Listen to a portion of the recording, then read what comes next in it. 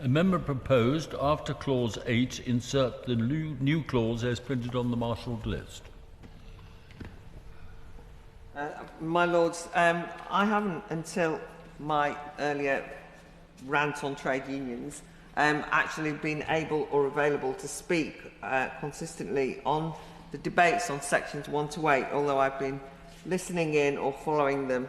I haven't been able to be here because of the problems of contemporary work, portfolio career, running from one job to another and never having time to do everything that I want to do. And in some ways, one of the reasons why I was very keen on the need for an impact assessment on the impact of sections 1 to 8 on these particular sectors, which is the amendment that I put my name on, looking at hospitality, retail and health and social care, was because I do feel as though the modern employment landscape has changed so dramatically, and despite the fact we've got a contemporary bill here, that sometimes, a bill that's about modernising employment rights, I've sometimes felt that there's not been an adequate recognition of how things have changed.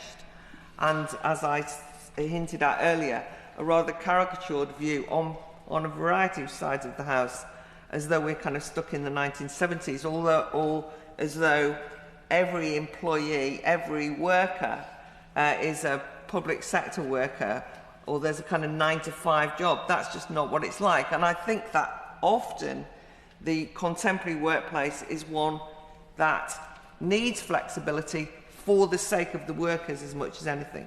But it's an argument. I'm not going to go into the details. I'd like to thank the Noble Lord Sharp of Epsom and the Noble Lord Hunt. Oh, I got that wrong. Anyway, Hunt of wherever, for allowing me to put my name to this amendment. I think that actually the Noble Lord Hunt has really explained well the different issues that have been raised up until now in the debates as I understand them. And I feel as though I have, in different bills, raised the problems of these sectors, so I won't repeat them, but just to note that I raised in a debate on Martin's Law, which has now become an Act of Parliament in terms of terrorism and protection of premises bill, the real problems that the hospitality sector is facing at the moment is absolutely under the cosh, over-regulated, and seriously, those people who work in that sector feel as though it's not going to survive. The national insurance contributions, the regulations that are being brought in, the retail sector, such as convenience stores, are now going to face a whole barrage of assaults in the tobacco and vapes bill. And I talked about that at great length, so I won't repeat that. The health and social care sector are a sector that I fear has exploited care workers via 0 hours, and have talked about that in the past.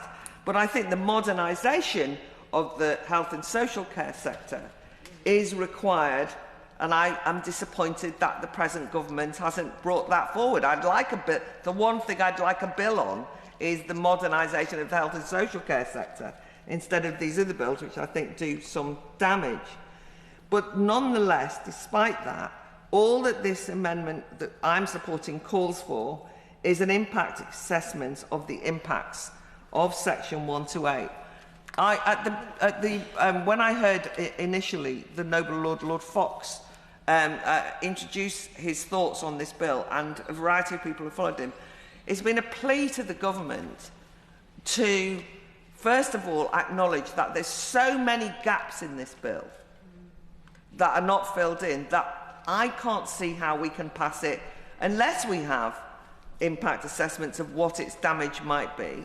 And also, I do think that we need to be open to the possibility that some of what's done in well-intended helping the workers is actually going to cause some serious damage to them. And I've heard very reasonable speeches from all sides here saying, can't you see that this could affect ordinary workers' ability to live the lives they want to live? and work in the way they want to work. And the government has just said, no, we're not having that, or we're going for consultation. So at the very least, to test the water, can't we say that impact assessment on whether this bill is going to be positive or not on sectors that are absolutely drowning because of in many instances, things that the government has done, this government has done, and that the previous government did. Surely you have to ensure that something that's well-intentioned to help those workers doesn't do more harm than good.